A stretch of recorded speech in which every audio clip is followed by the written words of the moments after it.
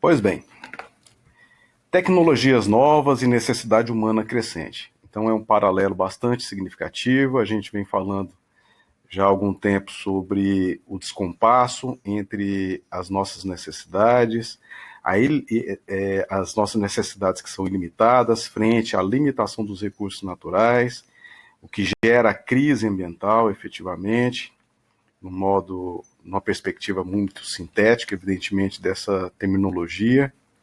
No entanto, nós devemos buscar apoio na ciência e tecnologia para remodelar essa interação do homem com o ambiente, em especial o ambiente natural.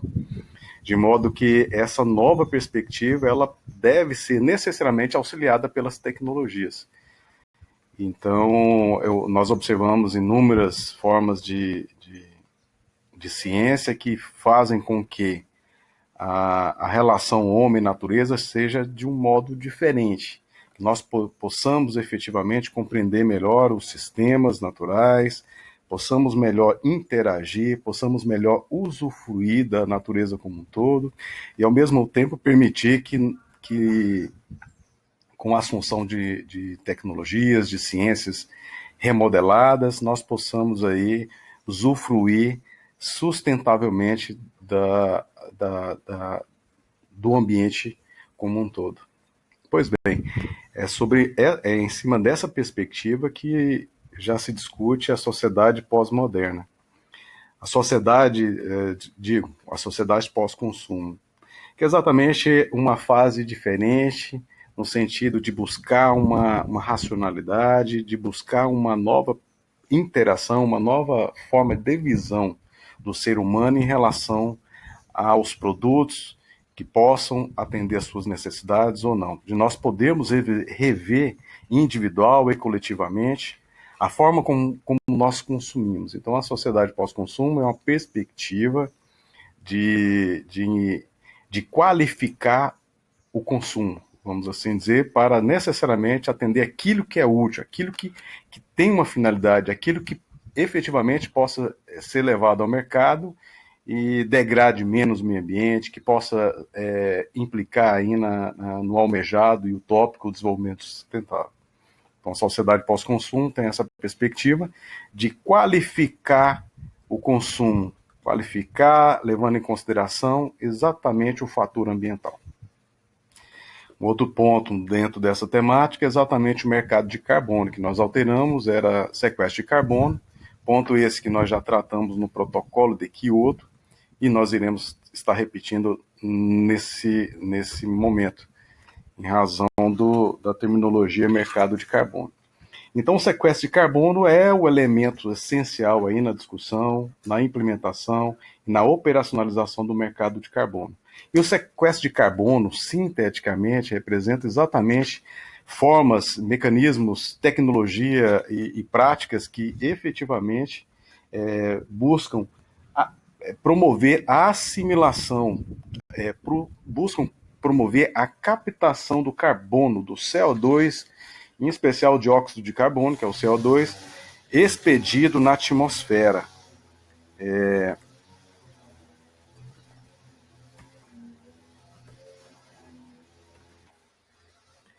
As principais formas de assimilação ou captação do dióxido de carbono na atmosfera, que é um dos gases mais potencialmente lesivos em relação ao aquecimento global, às complicações climáticas. Outro tema relevante é do efeito estufa. Então, a nossa atmosfera é composta por gases que provocam efetivamente o efeito estufa, e o efeito estufa é bem-vindo realmente à vida no planeta Terra. No entanto, o excesso de gás, o excesso de componentes químicos na atmosfera provocam e aumentam exacerbadamente o potencial lesivo aí do efeito estufa, em especial após a era industrial, em que, por exemplo, o dióxido de carbono aumentou em mais de 35%. E aí, junto ao dióxido de carbono e o excesso de gases na atmosfera, como, por exemplo, o metano, que é 21 vezes mais lesivo que o dióxido de carbono, óxido nitroso, que é 310 vezes mais potente que o dióxido de carbono, o hexafluoreto de enxofre, que é 23.900 vezes mais potente que o dióxido de carbono. Nós temos também o hidrofluorcarbono, que substituiu o clorofluorcarbono, que estava presente aí em especial nas geladeiras, no aerossóis, que ele mesmo sendo melhor, é cerca de 140 a 11.700 vezes mais potente em termos lesivos aí do que o dióxido de carbono. No entanto, o excesso de dióxido de carbono, que é o que mais existe realmente, que é o que mais se percebe em relação à queima dos combustíveis fósseis, em especial carvão também, carvão natural e gás natural, é que a preocupação é uma preocupação mais generalizada, vamos assim dizer. Não quer dizer que não existam outros gases tão lesivos quanto, mas o que nós queremos comentar nesse momento é exatamente o excesso aí de gases na atmosfera e tem o potencial realmente de causar dano aí significativo. Informações aí que nós coletamos do site do Ministério do Meio Ambiente. Então nós podemos ver exatamente a preocupação, está relacionado com o mercado de carbono. Como eu falei, o protocolo de carbono é o fundamento inicial da discussão, fundamento esse que teve como propósito, lá nos idos meados da década de 80, para limitar ou reduzir as emissões e manter a temperatura da Terra na faixa de 1,5 a 2 graus Celsius, pós-era industrial, evidentemente. E aí os países signatários, os países que assinaram e assumiram o compromisso, devem atender essas premissas, regulando a forma e limitando, em alguns casos, aí, a emissão de gases prejudiciais à atmosfera, como, por exemplo, que é o que tem maior quantidade, que é o CO2. Então, assim, o protocolo de Kyoto ele começou a ter validade no mundo, efetivamente, a partir da última assinatura que necessitava, que ocorreu em 2004 com a entrada da Rússia.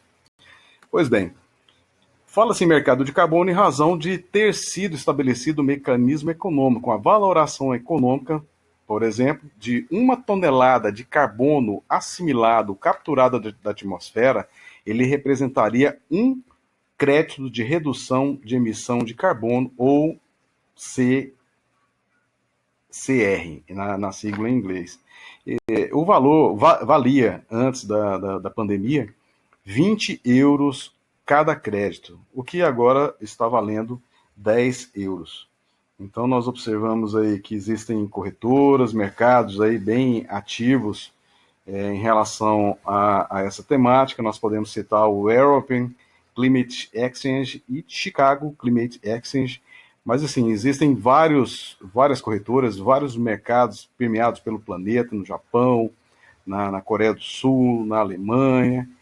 Então é interessante mostrar exatamente que existe aí uma circulação de riqueza relacionado a medidas de contenção do aquecimento global, dos efeitos nocivos dessa sistemática.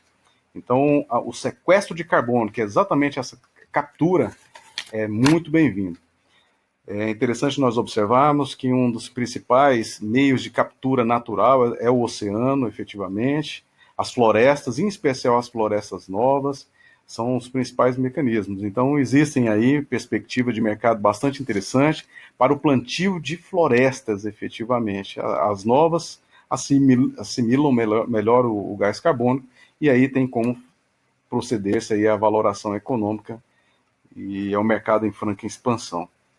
Nós observamos também aí, dentro desse mesmo contexto do mercado de carbono, os mecanismos de desenvolvimento limpo, que é o MDL, que proporcionam medidas, atitudes, comportamentos empresariais e governamentais da sociedade como um todo, no sentido de buscar minimizar as emissões de carbono na atmosfera com técnicas, com tecnologia nova que deve ser a bola da vez. Então, gera economia para a empresa e, ao mesmo tempo, proporciona mecanismos aí de valoração econômica que está em voga e é bem-vindo aí no planeta como um todo.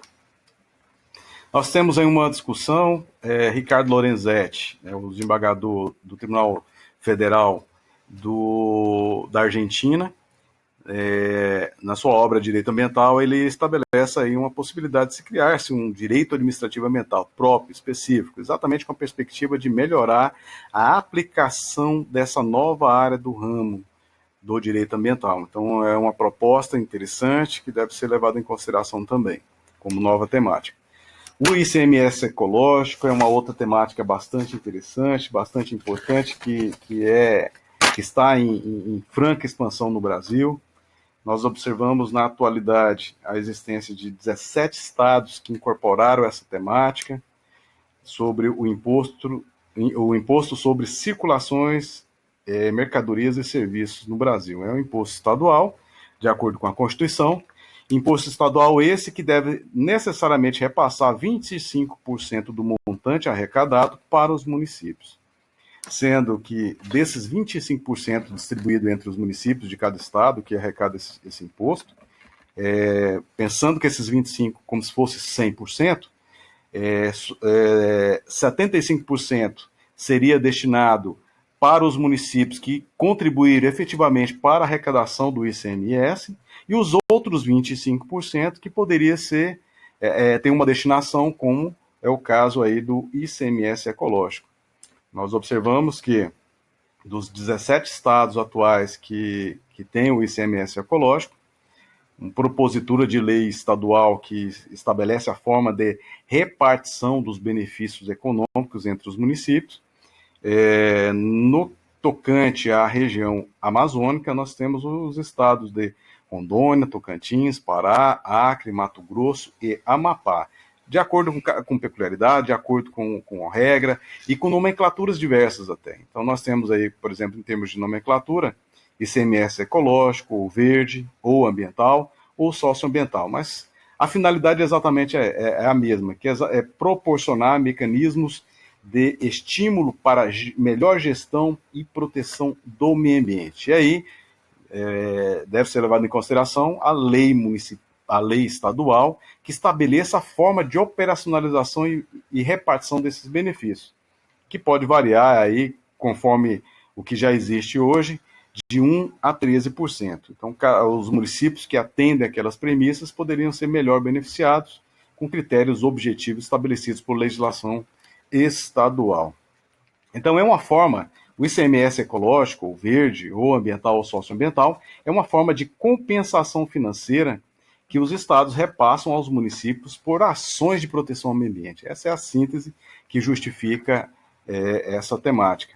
Ao mesmo tempo, é importante observarmos que o ICMS ecológico, que é o termo mais em voga, ele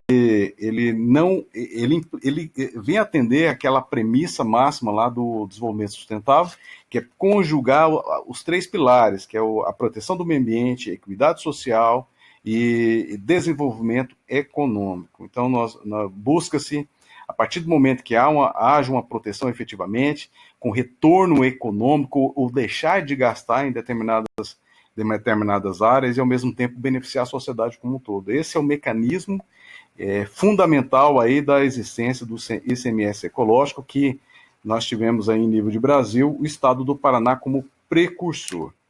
Então,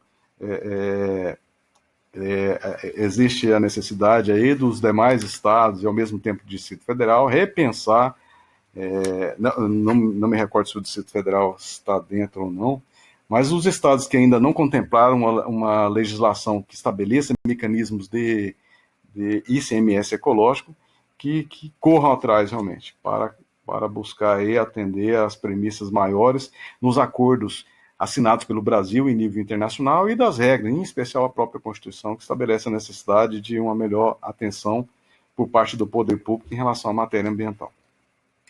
Essa é uma temática também bastante relevante, que está em voga.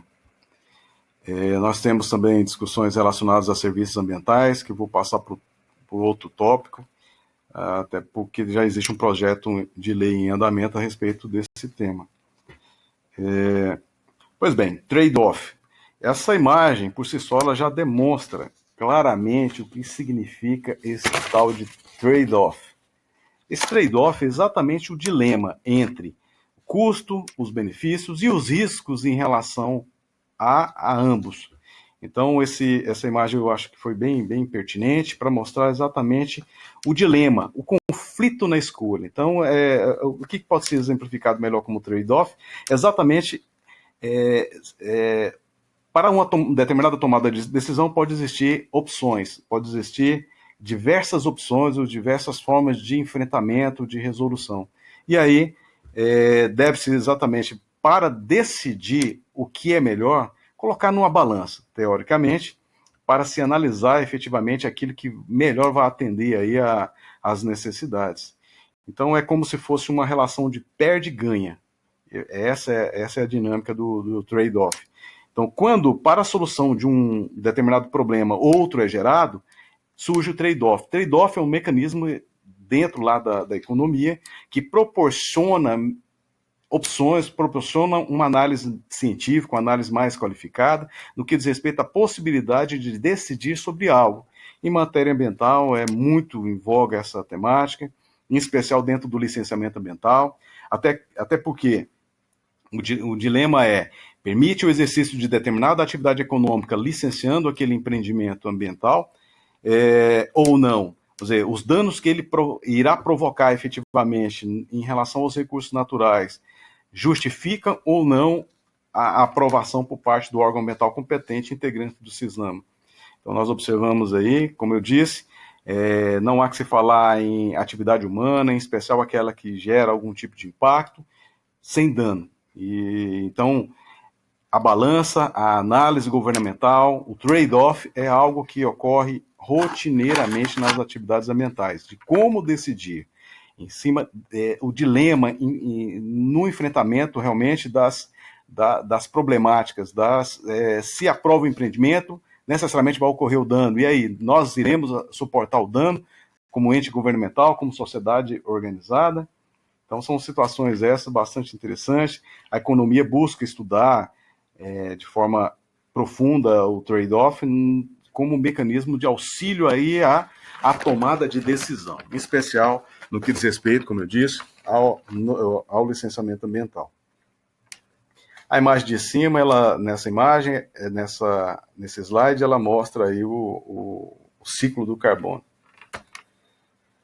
Pois bem, como outra temática bastante relevante, interessante, que está em voga, nós temos aí a certificação florestal.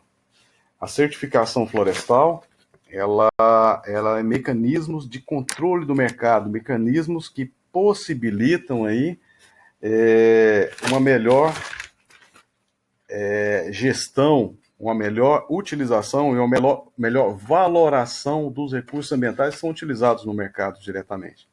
Então, em termos de certificação especificamente florestal, nós temos aí algumas instituições que são instituições não governamentais, sem fins lucrativos, que têm representatividade, valoração, que têm respaldo internacional, que têm o reconhecimento e têm o respeito pelo mercado. Ou melhor, o mercado tem respeito por essas instituições ao ponto delas certificarem e essa certificação ter um respaldo aí, para as empresas, na imagem das empresas, para valorar os produtos que são lançados na empresa, que utilizam recursos naturais, em especial o florestal, que é o ponto aí que a gente vai tratar inicialmente.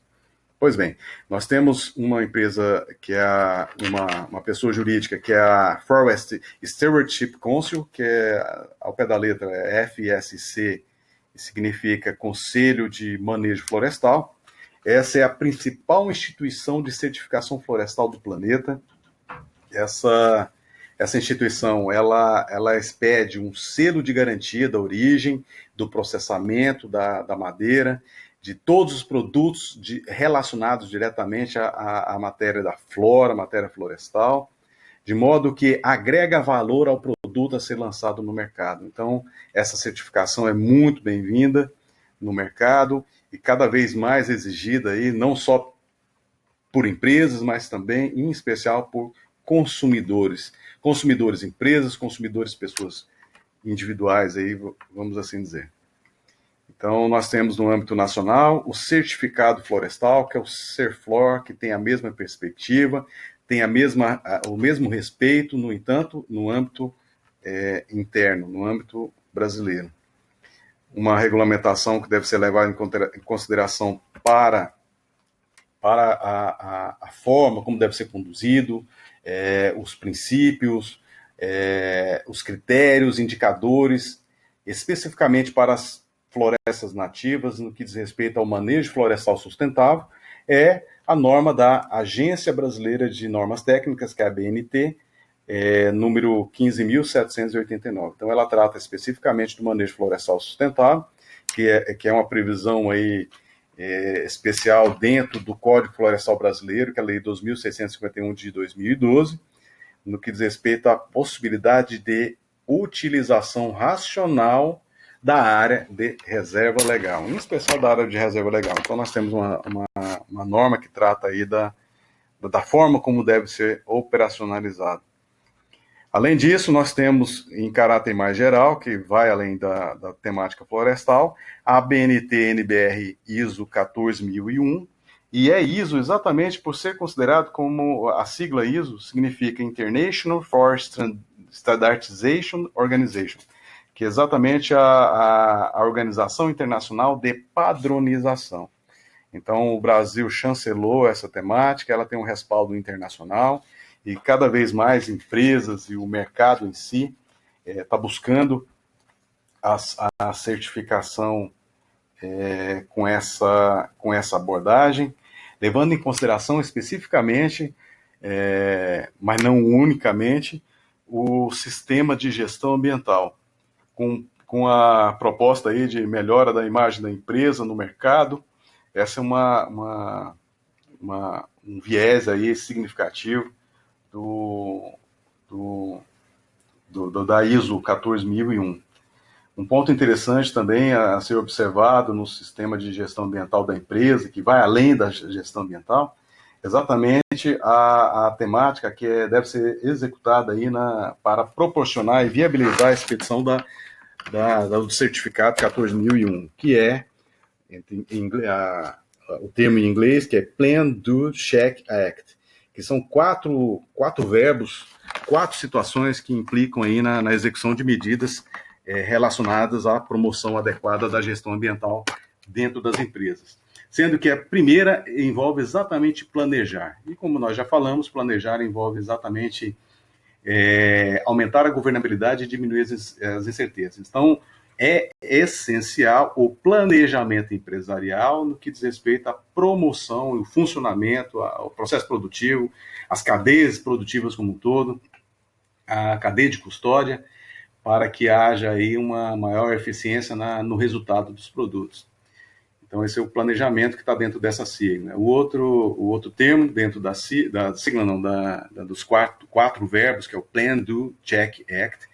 O do é o fazer, é o executar medidas planejadas efetivamente, de acordo com premissas, com técnicas, com tecnologias, respaldado em profissionais qualificados, para ter um resultado mais abalizado. O check é checar, examinar, monitorar efetivamente as ações da empresa no que diz respeito a alcançar os objetivos traçados lá no planejamento. E o ACT é o agir. Então, nós falamos agir de acordo com as premissas pré-estabelecidas, de acordo com as regras já consagradas. Então, nós temos planejar, fazer, monitorar e agir como premissas básicas aí para se alavancar e obter o ISO 14001. Interessante também observarmos que não é barato a expedição dessa certificação, até porque, regra geral, nós observamos a necessidade de contratar empresas externas, aquela que está solicitando, para auditar se é o caso ou não de expedição aí da ISO 14001, e aí é uma situação que não fica barata. É interessante mostrar também para a obtenção e mostrar e demonstrar claramente, dentro do seu processo como todo empresarial, a preocupação com problemas ambientais diretos e indiretos gerados pela empresa. O ISO 14001 está correlacionado com o ISO 9001, que trata da gestão de qualidade, ao mesmo tempo também com o ISO 19001, que fala da auditoria de sistema de gestão da qualidade ambiental. Então, nós observamos que um dos mais famosos realmente é o 14001, e ele é muito em voga exatamente em empresas de médio e grande porte. Por quê? Porque, como eu falei, o custo é muito alto de consultoria, não só para a elaboração dos projetos, do planejamento, mas também para a execução das medidas tendentes à obtenção dessa certificação, os investimentos necessários para permitir o cumprimento de todas as premissas exigidas por essa NBR, como eu falei também, da auditoria externa, o pagamento dessa auditoria externa e manutenção do sistema como um todo, que é a operacionalização e funcionamento. Então, realmente, não fica barato. É interessante, nesse contexto todo, nós observarmos que a certificação, seja florestal ou não, ela tem como viés exatamente atestar os produtos que são lançados no mercado e todo o processo de produção, desde que tenha qualidade e sustentabilidade. São premissas indissociáveis e, ao mesmo tempo, proporcionam o cumprimento da legislação aplicável naquele caso concreto. Então, a certificação, cada vez mais, é um mecanismo importante de controle e de proteção do meio ambiente.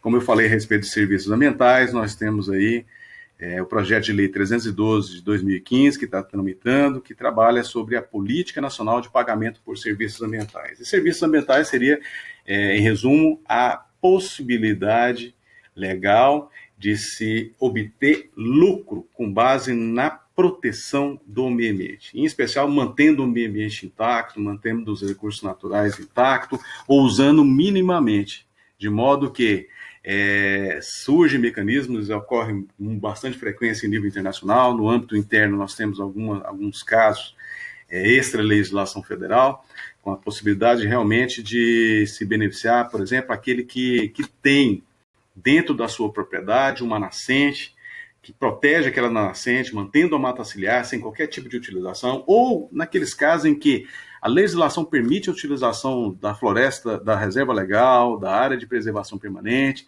mas aí o proprietário mantém intacto, de modo a proteger mais do que a própria legislação exige. Aí ele, em contrapartida, poderia ter benefícios econômicos. Nós poderíamos também falar em serviços ambientais, utilizando os recursos da própria natureza, sementes, medicamentos que poderiam ser produzidos, de modo a implicar em não destruição dos recursos da biodiversidade, tendo rentabilidade, não só em relação ao produto que pode ser produzido, como em relação à proteção efetivamente. Então, são situações a serem pontuadas aí no ordenamento jurídico brasileiro em relação a uma temática bastante importante em nível internacional e nacional. Nós temos uma temática, um ponto também que é muito discutido, que é o greenwashing versus o green marketing. O greenwashing, a imagem mostra claramente o greenwashing aí, né, que é o discurso verde sem fundamento. Né? Nesse caso aí, a interpretação é de quem está vendo a imagem. Mas o greenwashing necessariamente quer dizer exatamente um discurso de boca, não de prática. É um discurso que não corresponde com a realidade. É um discurso falso, um discurso que não cumpre a premissa básica de proteção ambiental, ou seja, em especial nós observamos situação como essa envolvendo aí empresas que anunciam aquilo que não praticam, como empresas verdes, empresas que protegem o meio ambiente efetivamente, empresas que cumprem a sustentabilidade, mas na realidade isso só da boca para fora.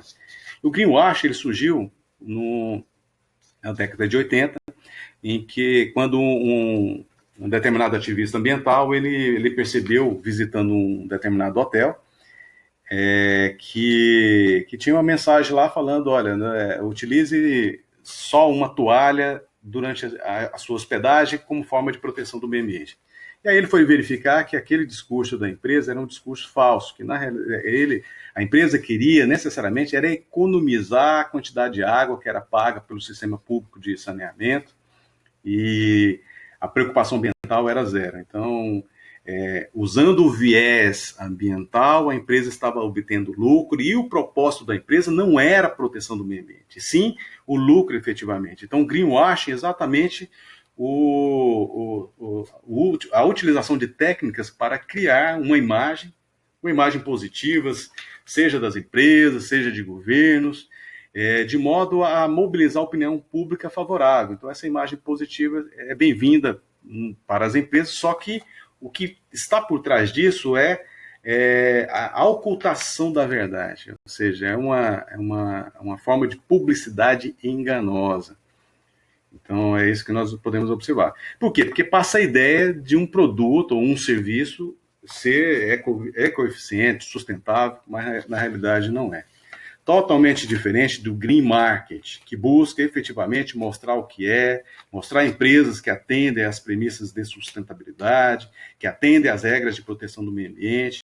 Então, nós deveremos, no dia a dia, em especial na qualidade de consumidores, observar situações relacionadas a greenwashing e green marketing. O green marketing é aquilo que quem anuncia proteção do meio ambiente, quem anuncia preocupação com sustentabilidade, realmente pratica. E o greenwashing é o mero discurso vazio, sem qualquer respaldo concreto. É uma situação que deve ser discutida, deve ser criticada, deve ser afastada, deve ser analisada efetivamente por toda a sociedade consumidora, e em especial a consumidora. Ecocídio é um termo que surgiu na perspectiva diante das grandes investidas contra o ambiente, em especial o ambiente natural, com exploração e ou destruição em larga escala do meio ambiente. E em especial também pela ampla exploração dos recursos naturais não renováveis, que em especial nós destacamos aí os minérios, a exploração minerária. Então, sem preocupação ambiental, a larga escala desse tipo de atividade tem um potencial lesivo extremamente significativo, que não pode ser negligenciado, equiparado inclusive aos efeitos de guerra, e o ecocídio é representativo exatamente desse montante de danos causados por alguns empreendimentos e atividades em larga escala. Então, são situações que deverão ser pontuadas diante do grau de dano que podem efetivamente praticar. Outro termo interessante nessa temática é exatamente compliance, que significa o cumprimento habitual das normas, sem sanção, com incentivos geradores de externalidades positivas, estimuladoras do cumprimento voluntário. Então, compliance é desejável, é uma postura desejável, é a postura que atende o princípio da prevenção, o princípio da precaução, uma postura que, por exemplo, mobiliza empresas para, antes de ser responsabilizada, adotar medidas de cunho protetivo do meio ambiente, de cunho que assimile a responsabilidade, diminua as externalidades negativas, aumentem as externalidades positivas da atividade econômica. Então, são medidas bem-vindas no segmento empresarial, levando em consideração a ausência de responsabilização estatal e, ao mesmo tempo, a melhoria da imagem da empresa perante o mercado. Então, compliance é um termo muito utilizado em voga, não só na área empresarial, mas governamental também. É a necessidade da vez. Até porque nós falamos nos tópicos relacionados à responsabilidade estatal, em especial civil, penal e administrativa, que a partir do momento que há o ilícito é gerado, necessário se faz a tomada de providência que tem repercussão econômica muito significativa. E o compliance ele evitaria aí a sanção estatal. Em contrapartida ao compliance, nós temos o enforcement, que é o cumprimento forçado, que é o que se busca evitar, que é a aplicação da responsabilidade estatal, a sanção. Então, o enforcement está ligado diretamente à atividade do poder público na proteção do meio ambiente e mesmo da sociedade como um todo também. Ecoemprego é uma terminologia aí que varia de acordo com a realidade, mas quer dizer necessariamente que o mercado cada vez mais está se ampliando quanto às atividades econômicas, ao emprego, ao trabalho gerado, diretamente voltado para atividades que utilizam recursos ambientais, que usufruem do ambiente protegido, como por exemplo, as atividades de ecoturismo, os guias, os hotéis e toda uma cadeia de atividades relacionadas à prestação de serviços nesse meio. Então, nós observamos em nível nacional, em especial internacional, o aumento da quantidade dos empregos relacionados ao meio ambiente. Empregos esses, evidentemente, que exigem qualificação do profissional para se inserir nesse novo mercado, nessa nova forma de abordagem do homem em relação ao ambiente natural. Então, são situações essas que deverão ser analisadas para aquele que queira entrar no mercado. Então, é um mercado em franca expansão, o ecoemprego. Pois bem, nós temos aí uma outra situação, que é a pegada ecológica, ou, no termo em inglês, Ecological Footprint. Então, esse termo, ele representa ou melhor, ele é um indicador de sustentabilidade ambiental. É um termo que foi criado com base em estudo de doutorado e que proporcionou aí a produção de um livro que é bem divulgado nessa matéria, que é um livro que a sua versão em inglês está do seguinte modo: Our Ecological Footprint, Reducing Human Impact on the Earth. A tradução disso representa exatamente o seguinte: a nossa pegada ecológica. Então, a nossa pegada ecológica aí coloca exatamente o quê? Necessidade de redução dos impactos humanos no planeta. Então, esse livro ele teve uma representatividade muito grande. Hoje já existem mecanismos de aferição da pegada ecológica. Nós temos aí como pressuposto basilar dessa pegada ecológica a necessidade de mudança do nosso estilo de vida, a mudança do processo de produção para colocar no mercado produtos e serviços mais adequados ambientalmente. E aí, como componentes para a aferição dessa pegada ecológica, nós temos vários, e de forma exemplificativa, que não esgota essa temática, envolve, por exemplo, a área de energia fóssil utilizada por nós em relação à absorção do CO2 na atmosfera. Então, o que representa a nossa atividade econômica, profissional, educacional, do dia a dia, empresarial, em termos de emissão de CO2. Então, há uma necessidade de quantificar isso. Nós temos também a área de terra arável, que é exatamente para atender às nossas necessidades. O que representa a minha necessidade alimentar em relação à terra arável, efetivamente. Então, qual a contrapartida disso? Qual a proporção de gás de dióxido de carbono emitido na atmosfera em relação ao meu comportamento? Aí nós temos também áreas de pastagens, florestas, áreas urbanas. Então, existem vários componentes que a sua aferição ela proporciona aí uma análise objetiva, numérica, da nossa pegada ecológica. E aí eu indico para todos, efetivamente, tem um site de uma organização não governamental, o site é www.pegadaecologica.org.br. E lá a gente pode fazer, eu fiz, lá cada um pode saber a sua pegada ecológica de acordo com as suas peculiaridades alimentares, residenciais, de trabalho, de utilização de veículos automotores, no caso do trânsito. Então, existe um mecanismo nesse próprio site, é gratuito, que mostra exatamente a sua pegada ecológica. Então, é um tema também bastante em voga. Ao lado da pegada ecológica, nós temos aí a pegada hídrica. E a pegada hídrica tem a perspectiva exatamente de quê? De analisar a quantidade de água potável necessária para produzir alimento e o produto para atender às nossas necessidades. Então, fala em água potável, mas também toda forma de água, como, por exemplo, existe uma categorização de água, como água verde, que é aquela água da chuva. A utilização dela também pode ser objeto de aferição pela pegada hídrica. A água azul, que é a água superficial subterrânea, que é a que deve ser mais protegida, e a água cinza, que é a água poluída. Então, todas essas formas de utilização da água, necessariamente, ela pode representar a pegada hídrica, ou water footprint. Então a imagem aí ao final da tela, ela mostra, por exemplo, a quantidade de litros de água que é necessário para produzir determinados produtos, como por exemplo um pão, 1.608 litros por quilo de pão.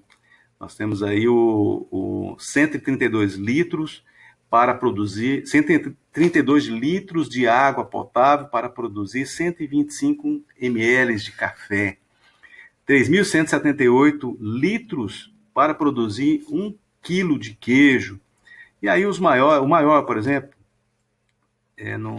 pela imagem não dá para saber, mas 17.193.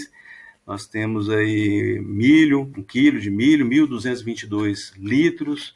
A produção de uma pizza, 1.259 litros, e aí vai. Então são situações que deverão ser levadas em consideração. Nós temos em proporção maior as atividades de conjunto, por exemplo, as atividades sociais, atividades industriais, comerciais, empresariais em geral. E aí essa preocupação é muito significativa, tendo-se em vista a quantidade de pessoas que existem no planeta. Então, a pegada hídrica é um tema também bastante relevante, que busca minimizar o impacto na utilização, visa aferir, nós podemos efetivamente conhecer qual é a implicação do nosso dia a dia em termos de utilização de água. Então, essa medida é bem interessante. Existem experiências muito válidas aí em nível internacional, com a utilização mais adequada da água e a minimização do desperdício. Então, são situações essas pontuadas, cada vez mais em voga.